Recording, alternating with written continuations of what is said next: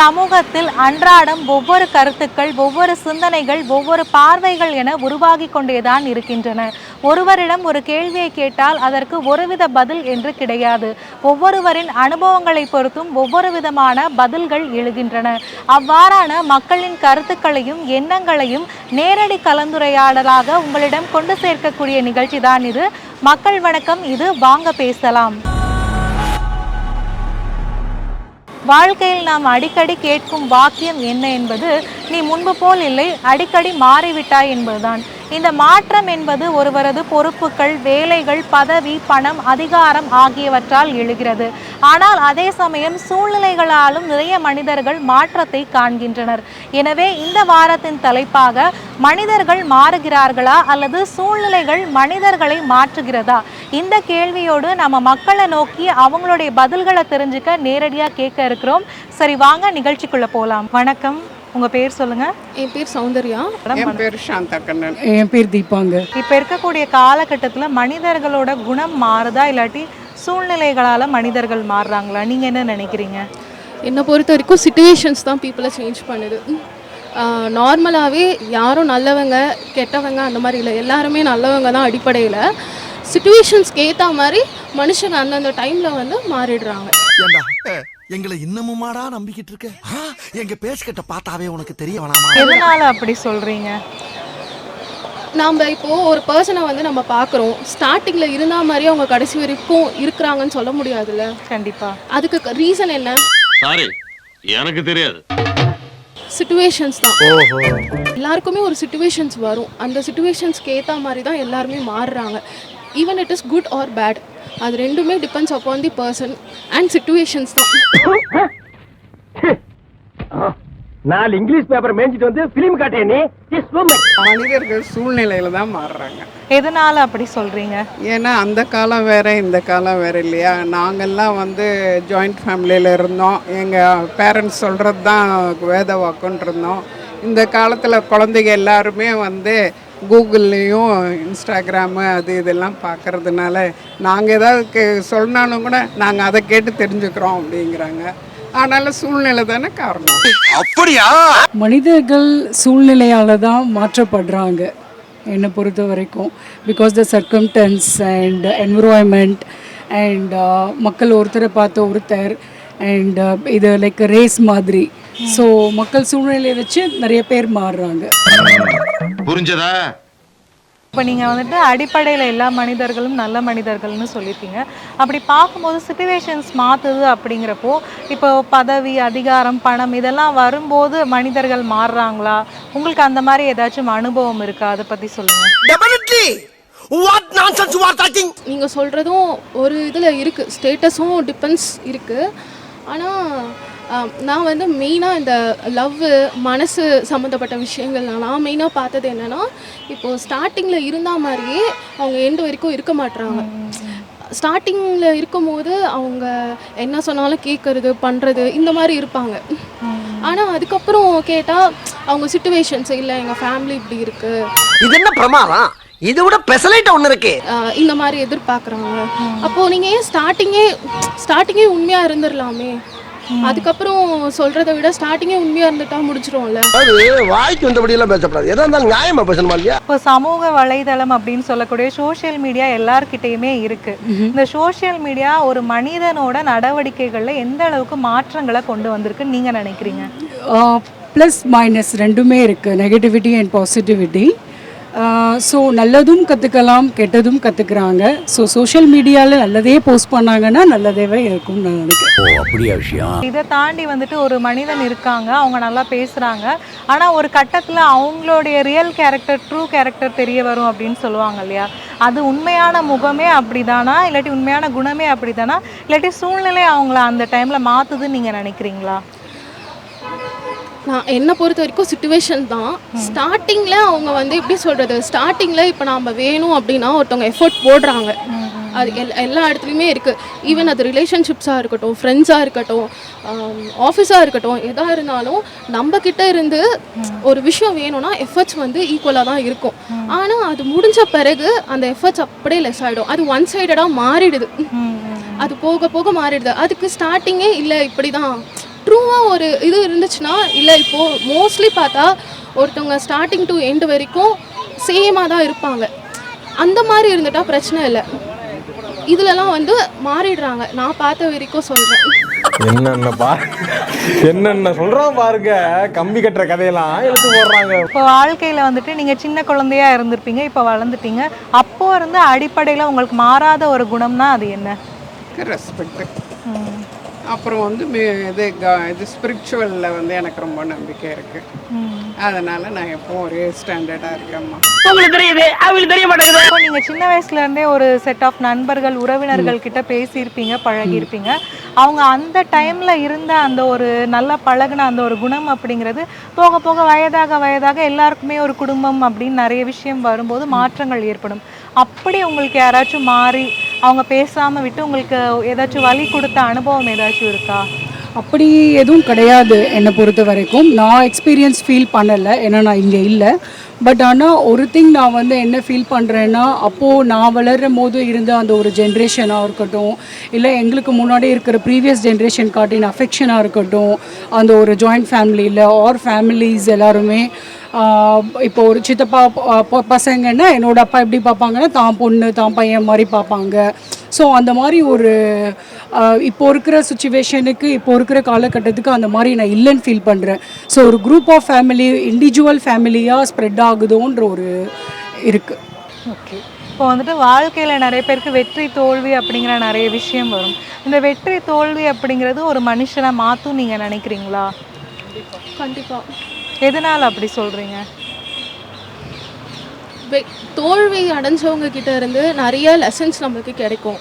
அதை யாரும் எடுத்துக்க மாட்டாங்க. என்னை பொறுத்த வரைக்கும் வெற்றியை விட ஃபெயிலியர் ஆனவங்க கிட்ட நம்ம கேட்டால் நிறைய விஷயம் நம்ம லேர்ன் பண்ணிக்கலாம், என்ன எதுன்னு கற்றுக்கலாம். என்ன ஏதாவது தெரியலன்னா என்னங்க எதுங்கன்னா அடக்க ஒடுக்கமா கேட்கணும்.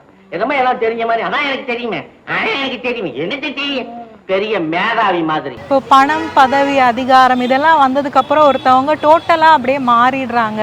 அந்த மாதிரி உங்களுக்கு ஏதாச்சும் ஒன்று நடந்திருக்கா? இதை நிறைய பேர் சொல்லி நம்ம கேள்விப்பட்டிருப்போம்.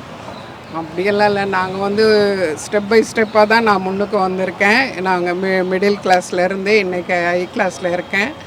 அதுக்கு வந்து எங்களுடைய உழைப்பு தான், எங்கள் கணவர் உழைப்பு. நான் வந்து எங்கள் பசங்களை வந்து மோட்டிவ் பண்ணி அவங்கள நல்லா படிக்க வச்சு 2 பேரும் அப்ராடில் செட்டில் ஆகிருக்காங்க. தோல்வினா வீட்லேயே மதிக்க மாட்டாங்க நம்மளை. So we have to accept it. So வீட்லேயே நம்ம சான்ஸ் கொடுப்பாங்க. ஸோ அது நம்மளுக்கு திருப்பியும் ஃபெயிலியர் ஆனால் கண்டிப்பாக வீட்லேயே நம்மளுக்கு மரியாதை இருக்காது. அதே வெற்றினா வந்து உலகமே கொண்டாடும். நான் என்ன நினைக்கிறேன்னா, பேலன்ஸ் பண்ணணும், தோல்வியிலேருந்து லேர்ன் பண்ணணும். ஸோ அதை நம்ம வெற்றி பாதைக்கு எடுத்துகிட்டு போகணும். இந்த வாக்கியத்தை தஞ்சாவூர் கோயில் கல்வெட்டுல வெட்டி வச்சுட்டு பக்கத்திலேயே நீ உட்கார்ந்துக்க. உனக்கு பின்னால வர்ற சந்ததிகள் அதை பார்த்து படிச்சு தெளிவா நடந்துக்குவாங்க. நீங்க மாறிட்டீங்கன்னு யாராச்சும் உங்ககிட்ட சொல்லியிருக்காங்களா இது வரைக்கும்? என்னை யாருமே சொல்லலை. நீங்கள் எப்படி இப்படியே இருக்கீங்கன்னு தான் கேட்குறாங்க. நான் அந்த மாறவே இல்லை. குணமும் அப்படியே இருக்குன்னு கேட்குறாங்க. எங்களை யார் வந்தாலும் மாற்ற முடியாதுமா. என்னுடைய பேசிக் என்ன நாலேஜ் அதுதான். நான் எல்லாருக்கும் ரெஸ்பெக்ட் கொடுக்குறேன். நான் மாறவே இல்லை. உங்களுடைய கருத்துக்களுக்கு நன்றி. தேங்க்யூம்மா. நான் வந்து உண்மையாக இருக்கவங்க கிட்ட உண்மையாக இருப்பேங்க. அதுதான் இது வரைக்கும். ஒன்லி பாசம் வச்சுட்டாங்கன்னா கடைசி வரைக்கும் நான் விட மாட்டேன். அதை ஏமாத்தாமல் இருந்தால் போதும். எப்படி இருக்காங்களோ இப்போ நான் லேர்ன் பண்ணிக்கிட்டது என்னென்னா, இவங்க இப்படி இருக்காங்களா அப்படி இருந்துடணும், அவ்வளோதான். நாம் அதிகமாக நினச்சிட்டு அவங்க அதில் எக்ஸ்பெக்ட் பண்ணதை விட கம்மியாக இருந்தாங்கன்னா நம்ம அதை எப்படி சொல்கிறது, கேர் பண்ணிக்காமல் நம்ம பாட்டுக்கு நம்ம லைஃப்பில் போயிட்டே இருக்கணும். இப்போ நீங்கள் சின்ன குழந்தையிலேருந்து இப்போ வரைக்கும் உங்ககிட்ட மாறாத ஒரு குணம் அப்படியே இருக்குது அப்படின்னா நீங்கள் அதை என்னன்னு நினைக்கிறீங்க? நான் வந்து யாரையும் மோஸ்ட்லி ஹர்ட் பண்ண மாட்டேன். அவங்க என்ன ஹர்ட் பண்ணாலும் நான் சிரிச்சிட்டு போயிடுவேன். ஓகே, உங்களுடைய கருத்துக்களுக்கு நன்றி. தேங்க்யூ. மனிதர்கள் மாறுகிறார்கள் என்பதை உளவியல் ரீதியான ஆய்வுகள் கூறுகின்றன. அதாவது வயது அதிகரிக்கும் போது, பொறுப்புணர்வுகள் அதிகரிக்கும் போது நாம் நிறைய விஷயங்களை மாற்றிக்கொள்கின்றோம் என்று கூறுகிறது. குறிப்பாக நம்முடைய நடத்தைகளிலும் ஆளுமைகளிலும் காலப்போக்கில் மாற்றங்கள் ஏற்படுகின்றன என்பதை உளவியல் ஆய்வுகள் தெரிவிக்கின்றன. வணக்கம், உங்க பேர் சொல்லுங்க. வைஷ்ணவி.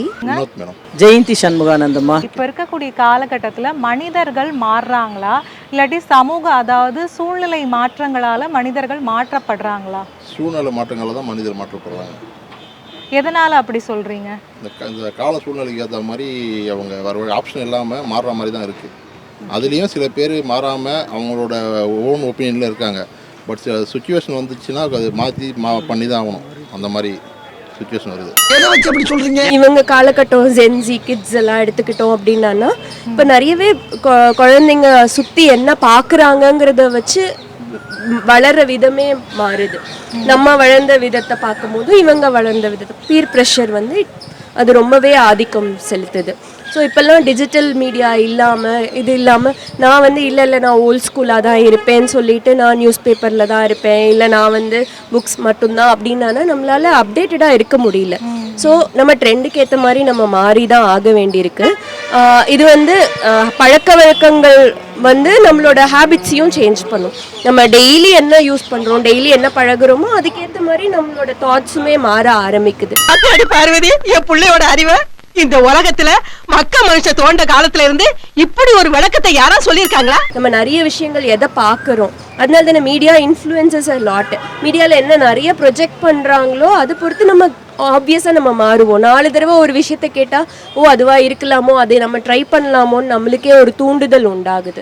ஸோ கண்டிப்பாக நம்மளை சுற்றி இருக்கிற விஷயங்கள் வந்து நம்மளை மாற்றுறது. ஆமா, நீ சொல்ற சூழ்நிலைகள் தான் மாற்றப்படுது. மனிதர்கள் வந்து சாதாரணமாக தான் இருக்கிறாங்க. இன்னைக்கு காலகட்டங்களெல்லாம் லேட்டஸ்ட்டாக போகிறதுனால மக்கள் மாறுறதுக்கு அந்த மாதிரி ஆயிடுறாங்க. எதனால சூழ்நிலையால மனிதன் அதான் பணம் மற்ற இதெல்லாம் வசதிகள் எல்லாம் பார்க்குறாங்க இல்லையா, அதனால மக்கள் எல்லாம் மாறிடுறாங்க. ஏன்னா பணத்துக்கு ஒசரம் அடிமையாகி போயிடுறாங்க. ஸோ அப்போ வந்து அவங்களோட நேச்சரோடது மாற ஆரம்பிச்சிருது. அதனால தான், வேற ஒன்றும் இல்லை. நீங்க எப்பயாச்சும் சூழ்நிலைக்கு ஏற்ற மாதிரி மாறி இருக்கீங்களா? இல்லை, ஆல் டைம் சொல்ல முடியாது, சம்டைம் மாறி தான் ஆகணும். எந்த மாதிரி அப்படி மாறி இருக்கீங்க? எந்த சூழ்நிலையால மாறி இருக்கீங்க? சூழ்நிலைனா இப்போது நிறைய எக்ஸாம்பிள் இருக்குது, டக்கு ஸ்ட்ரைக் ஆகல. ஓகே, ஏதாச்சும் ஒன்று வந்து இப்போ நான் என்ன உங்கள்கிட்ட சொல்றது? ஏதாச்சும் ஒன்றுனா இப்போது பட் எனக்கு காலே அடிபட்டுருக்கு. பட் என்னால் வந்து ஃப்ரீயாக மூவ் பண்ண முடியல. அதுவும் சூழ்நிலை தான். அந்த சூழ்நிலைக்காக நான் என்னோடய ஒர்க் எல்லாம் ஸ்லோ டவுன் ஆயிடுச்சு. எது ரெகுலர் ஒர்க்லாம் என்ன பண்ண முடியல, ரொட்டீனாக பண்ண முடியல. என்ன சொல்ல சொன்னா என்ன சொல்லிட்டு இருக்க? என்னங்க நீ ஒன்னும் சொல்ல போ. சரி, இப்ப நீங்க அந்த பணம் பதவி அந்த மாதிரி வந்ததுக்கு அப்புறம் நீங்க மாறின மாதிரி உங்களுக்கு ஏதாச்சும் ஒரு உணர்வு அப்படி இருந்திருக்கா? இல்லை, ஜென்ரலாக நான் பேசிக்காக கொஞ்சம் இந்த ஃபேமிலினால எனக்கு அப்படி தெரியல. ஓகே, நான் எல்லாத்தையும் ஒரே மாதிரி தான் பார்க்குறேன். பட் ஜென்ரலாக இப்போ டேஸ் மாறிடுச்சு. எல்லாருக்குமே வந்து இப்போ இவங்கன்ட்டு இல்லை, பணக்காரங்களோடதும் சரி ஏழைங்களோடதும் எல்லாமே லைஃப் ஸ்டைல் மாறிடுச்சு. ஜென்ரேஷன் மாறிட்டே இருக்கு இல்லையா, ஸோ அதனால் அப்படி ஆயிடுச்சு. சோஷியல் மீடியாவை வந்து பார்த்தீங்கன்னா ஒரு 80% 70% ஆல்மோஸ்ட் பார்த்தீங்கன்னா ஒரு குட் வேவ் தான் போயிட்டுருக்கு. ஒரு 30% வந்துட்டு நெகட்டிவில் தான் போயிட்டுருக்கு. அதான் அந்த மாற்றம் அப்படிங்கிறது நல்லதா இல்லாட்டி கெட்டதா? மாற்றம் நல்லது தான். சோஷியல் மீடியா அதுக்கு முன்னாடி பார்த்தீங்கன்னா நாட்டில் என்ன நடக்குதுன்னே தெரியாது. சோஷியல் மீடியா மூலியமாக உட்காந்து இடத்துல ஃபோன்லேயே வந்துட்டு ஆல் ஓவர் இந்தியாவில் என்ன நடக்குது, ஆல் ஓவர் வேர்ல்டு வரைக்கும் தெரியுது. இதில் நான் பப்ளிக்கு வந்து ஒரு நாலேஜபிளாக இருக்குது சோஷியல் மீடியா. பட் அதையே வந்து மிஸ்யூஸ் பண்ணுறவங்களாம் இருக்காங்க. அது நம்ம அவங்களை ஒன்றும் பண்ண முடியாது, கடைசி வரையும் அப்படி தான் இருப்பாங்க. சோஷியல் மீடியா நல்லாவே மாறிடுச்சு. ஏன்னா வாழ்வியல் இதாகிடுச்சு. இப்போ முந்தி வந்து நம்ம சாப்பிட்றது எது பண்ணுற மாதிரி இல்லையா, இப்போ அந்த மாதிரி சோஷியல் மீடியாலன்றது இதாகிடுச்சு, எசென்ஷியல் ஆகிடுச்சு. அந்த மாதிரி இருக்கு. ஓகேங்களா? ஓகே, இப்போ யாராச்சும் உங்ககிட்ட வந்து நீ மாறிட்ட அப்படின்னு நீங்கள் சொல்லியிருக்காங்களா? இல்லை, நான் வந்து இன்னுமே ஓரளவுக்கு மாறாமல் இருக்கிறேன்னா, ஏன்னா ஹவர்ஸ் டைம் எல்லாமே ரெஸ்ட்ரிக்டடாக தான் வச்சுருக்கேன். இன்னும் நீ மாறவே இல்லை அப்படின்னு சொன்னவங்க நிறைய பேர் இருக்காங்க. ஸோ ஸ்கூல் ஃப்ரெண்ட்ஸ் பார்க்கும்போது கூட நீ இன்னும் அப்படியே இருக்க அப்படின்னு, அது ஒரு மாறலைங்கிறது ஒரு நல்ல விஷயமா கூட நான் எடுத்துக்கிறேன். ஓகே, நீங்கள் சின்ன வயசுலேருந்து இப்போ வரைக்கும் உங்ககிட்ட மாறாத ஒரு குணம்னா அது என்னன்னு நீங்கள் நினைக்கிறீங்க? மற்றவங்களுக்கு ஹெல்ப் பண்ணுறது, அவுட் ஆஃப் வே போய் ஹெல்ப் பண்ணுறது. அவங்க ஹெல்ப்னு கேட்டானா கண்டிப்பாக நோ சொல்லாமல் அதை பண்ணிட்டுருக்கேன்.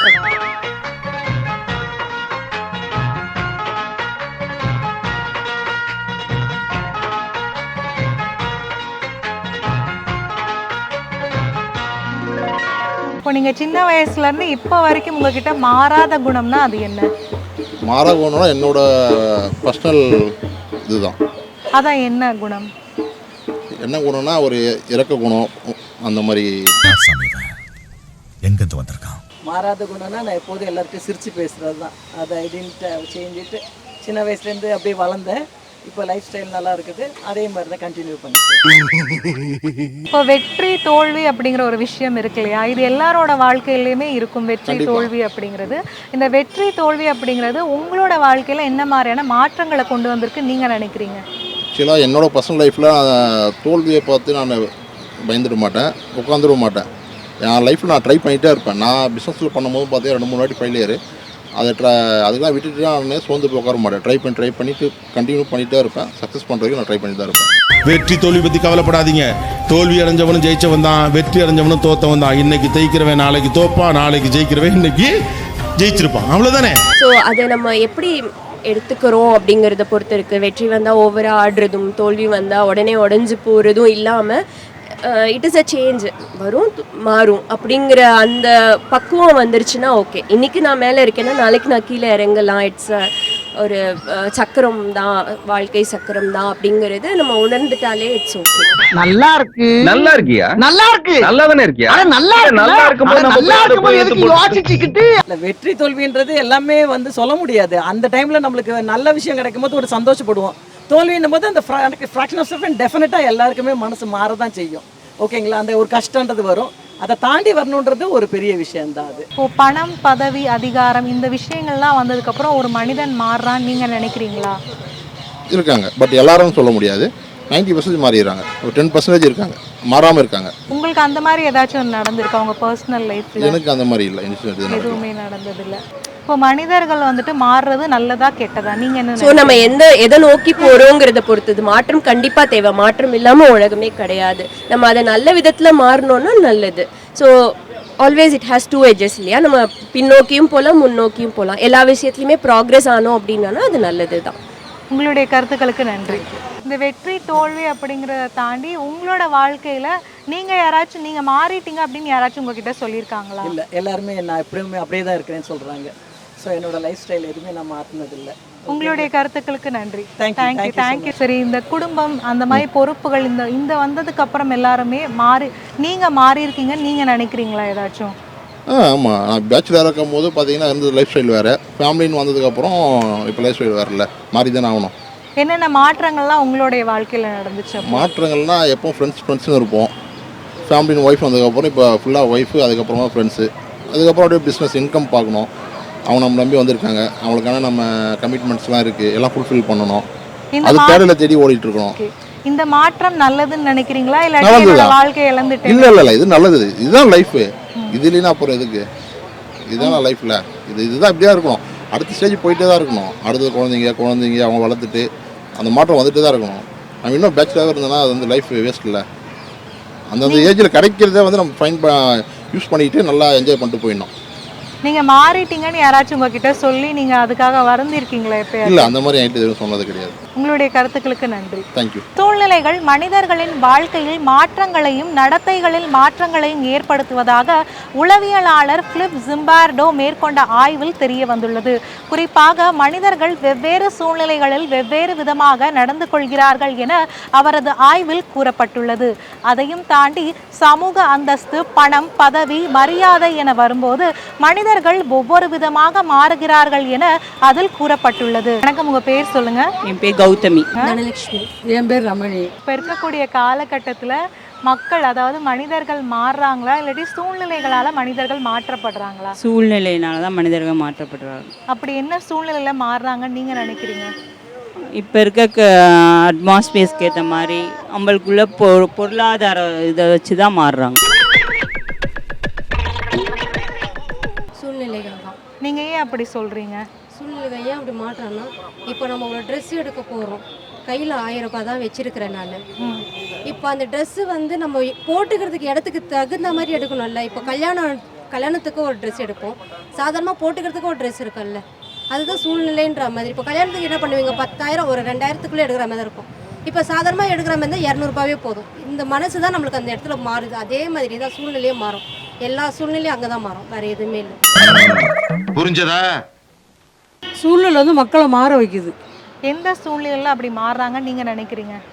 மக்களுடைய நிர்வாகம், சில சூழ்நிலைகள், தேவைகள், விலைவாசிகள், மக்களுடைய ஒரு நீடு, ஒரு காம்பினேஷன், அதனால மக்களை வந்து சூழ்நிலை வந்து மக்களை மாற்றுது. ஓகே, இப்போ மனிதர்கள் மாறுறாங்க அப்படின்னு சொல்லியிருக்கீங்க. இதில் குறிப்பாக வந்துட்டு சூழ்நிலைகளால் மாற்றப்படுறாங்க அப்படின்னு சொல்லியிருக்கீங்க. அதாவது பணம், பதவி, அதிகாரம் இதெல்லாம் வரும்போது மனிதன் மாறுறான்னு நீங்கள் நினைக்கிறீங்க? கண்டிப்பாக. பணம் வரும்போது பதவி வரும்போது மக்கள் வந்து மாறுறாங்க. பொருளாதார விஷயம் அப்படின்னு சொல்லியிருக்கீங்க. பணம், பதவி, அதிகாரம் வந்ததுக்கப்புறம் மனிதர்கள் மாறுறாங்களா? உங்களுக்கு தெரிஞ்சு அப்படி யாராச்சும் மாறி இருக்காங்களா? நம்மளோட கேரியரில் பார்த்தாலும் நிறைய பேர் சேஞ்சஸ் ஆகுறாங்க. அவங்களோட ஸ்டேஜஸ்க்கு ஏற்ற மாதிரி சேஞ்ச் ஆகுறப்ப மாறுறாங்க. ஓகே. இப்போ வெற்றி தோல்விங்கிறது எல்லாரோடைய வாழ்க்கையிலுமே இருக்கும். எல்லாருடைய வாழ்க்கையிலுமே ஏதோ ஒரு கட்டத்தில் வந்திருக்கும். இந்த வெற்றி தோல்வி அப்படிங்கிறது உங்களை எந்த அளவுக்கு மாற்றிருக்குன்னு நீங்கள் நினைக்கிறீங்க? என்னையா மேம், இன்னும் சேஞ்சஸ் பண்ணியிருக்கு மேம். என்னோட கேரியர் ஒர்க் பண்ணுறப்ப அதோட வெற்றியை பார்த்து நான் என்னோட அச்சீவ்மெண்ட்ஸ் இன்னும் அதிகமாக்கியிருக்கேன். திருமணம், பொறுப்பு, அதுக்கப்புறம் ஒருத்தவங்களுக்கு வயதாகும் போது பக்குவம் அப்படிங்கிறது வரும். இப்படி வயசாகும் போது நிறைய விஷயங்கள் மாறும், மனிதர்கள் மாறுறாங்கன்னு நீங்கள் நினைக்கிறீங்களா? கண்டிப்பாக. இப்போ வந்து கல்யாணத்துக்கு முன்னாடி நம்ம காலேஜ் படிக்கிறோம். காலேஜ் படிக்கும்போது எந்த ஒரு கவலையும் இருக்காது, யாரும் நம்மளை கேட்க மாட்டாங்க. நம்ம இஷ்டத்துக்கு நம்ம ஆள்றோம், கொள்கிறோம், போகிறோம், வெளியே போகிறோம், சுற்றுறோம். கல்யாணத்துக்கு அப்புறம் ஒரு சினிமாவுக்கு போக முடியுமோ ஒரு ஃப்ரீயாக? 10 பேர்கிட்ட பர்மிஷன் கேட்கணும்ல. எல்லாமே மாற்றம் தானே, அனுபவமாகிடும்ல. ஒரு சின்ன தப்பு கல்யாணத்துக்கு முன்னாடி பண்ணிடலாம் எவ்வளோன்னா, அதே தப்பை கல்யாணத்துக்கு அப்புறம் பண்ண முடியுமா? யோசிச்சு பார்க்கணும்ல. ஒரு குடும்பன்றப்போ எல்லாரும் நம்மளை மட்டும் இல்லை, எல்லாரும் சூழ்ந்து தானே இருக்குது. அதுதான் குடும்பம். சொந்தம் பந்த உறவினர் எல்லாருமே பண வசதி வரும்போது நம்மளை வந்து மாற்ற வச்சுறாங்க. நம்மளே மாறுற மாதிரி இருக்கு. இல்லை அவங்க மாறி இருக்காங்களா? கண்டிப்பாக அவங்க மாறுறாங்க. அந்த மாதிரி உங்களுக்கு ஏதாச்சும் ஒரு சூழ்நிலை, அதை பற்றி சொல்லுங்கள். அவங்க மாறி உங்களுக்கு இப்படி பேச மாட்டாங்க, நம்மளை பார்த்தா கண்டுக்க மாட்டாங்க, பேச மாட்டாங்க, மதிக்க மாட்டாங்க, என்னன்னு கேட்க மாட்டாங்க. வசதி இருந்து பணம் இருந்து நகை நட்டு போட்டு வசதியாக இருந்தால் வாங்கணும்பாங்க. ஒரு மாதிரி கொஞ்சம் இழிவாக இருந்துச்சுன்னா அவங்க கண்டுக்க மாட்டாங்க. யாருமே அப்படி மாறல. இப்போ என்னோட நான் பார்த்த வரைக்கும் அப்படி யாரும் மாறல. இப்போ நீங்கள் மாறிட்டீங்கன்னு யாராச்சும் உங்ககிட்ட வந்து சொல்லியிருக்காங்களா? அப்படி யாரும் சொன்னதில்லை. ஓகே. சின்ன வயசுலேருந்து இப்போ வரைக்கும் உங்ககிட்ட மாறாத குணம்னா அது என்ன? என்கிட்ட மாறாத குணமா யதார்த்தமாக எல்லாரோடையும் பழகுறது, பேசுறது. ஓகே. இப்போது மாற்றம் அப்படிங்கிறது எல்லாரோடைய வாழ்க்கையிலுமே ஏதோ ஒரு கட்டத்தில் இருக்க தான் செய்யுது. திருமணம், வயதானது, பொறுப்பு, வேலைகள் அப்படி வரும்போது மாறும். அப்படி நீங்கள் திருமணத்திற்கு முன்னாடி இருந்ததுக்கும் இப்போவும் எந்த அளவுக்கு மாறி இருக்கீங்கன்னு நீங்கள் நினைக்கிறீங்க? அந்த டோட்டலாக சேஞ்ச் ஆகிருக்க மாதிரி தான் மேம் தோணும். அந்த பொறுப்பு தான் காரணம். அது தேவையில்லாமல் யூஸ் பண்ணுறது. சம்டைம்ஸ் நம்ம பேரண்ட்ஸ் வந்து ஃபோன் கொடுத்து சாப்பிட வைக்கிறது. அதனால நாங்களாம் இப்போ யூடியூபே யூஸ் பண்ணதில்லை. நம்மளாம் இருந்ததில்லை, நம்மளும் யூஸ் பண்ணதில்லை. பட் இப்போ குழந்தைங்க யூடியூப் பார்த்து தான் சாப்பிடுதுங்க, அடம் பிடிக்குதுங்க, அது ஃபோனுக்கு ஒரு அடிக்ட் ஆகுதுங்க. இப்போ நம்மளாம் எங்களெல்லாம் சின்ன வயசில் மண்ணில் விளையாட விட்டாங்க. ஸோ ஹெல்த்தியாக நம்ம இம்யூனிட்டி கூடுச்சு. இப்போல்லாம் பேபிஸ் அப்படி இல்லை. அவங்கள நம்ம கஷ்டப்படுத்தி வெளியே போய் விளையாடுங்க, இது பண்ணுங்க. அது இன்னொன்று வந்து வெளியே யாரை நம்பி விடுறதுன்னு தெரியல. இப்போல்லாம் நாட்டில் நடக்கிற ஒரு இதுக்கு சோஷியல் மீடியா எல்லாமே ஒரு நெகட்டிவிட்டி ஓவர் ஃபீட் பண்ணுது. என்னை பொறுத்த வரைக்கும் யாருக்கு என்ன, இப்போ எனக்கு ஒரு வயசில் என்ன தெரியணுமோ அது தெரிஞ்சால் போதும். பட் இப்போ இப்போ நான் 10th படிக்கும்போது எனக்கு என்ன தெரியுமோ அது இப்போ 5th படிக்கிற குழந்தைங்களுக்கே தெரியுது. அது அவ்வளோ தேவையில்லை அவங்களுக்கு. நம்ம டாக்டர்கிட்ட போகிற மாதிரி தான். ஒரு டாக்டர்கிட்ட போனால் நம்மளுக்கு தேவையாக தான் சொல்கிறாங்க. பட் இன்றைக்கி எல்லாமே நிறையா தெரிஞ்சுக்க வேண்டியதாக இருக்குது. அது சில டைமில் நம்மளுக்கு தேவையில்லாத விஷயங்கள் நம்மளுக்கு தேவையில்லை தான். அந்த மாற்றம் நல்லதுன்னு நினைக்கிறீங்களா இல்லை கெட்டதுன்னு நினைக்கிறீங்களா? இல்லை வேண்டாம், அந்த மாற்றம் வேண்டாம். ஏன்னா over feed is not good. என்ன ஒரு புத்திசாலித்தனம். ஃபஸ்ட்டு வந்து எதாக இருந்தால் சுயமாக எடுத்துருவேன். யார் கேட்க போகிறா? நம்ம இஷ்டம், இது போகலாம். இப்போ ஒரு இடத்துக்கு போனோன்னா கேட்டு போக வேண்டியதாக இருக்குது. பார்த்து போக வேண்டியதாக இருக்குது. ஒவ்வொருத்தரையும் கேட்கணும். வீட்டுக்காரை கேட்கணும், மாமியாரை கேட்கணும், மூத்தாரை கேட்கணும், நாத்தனாரை கேட்கணும்.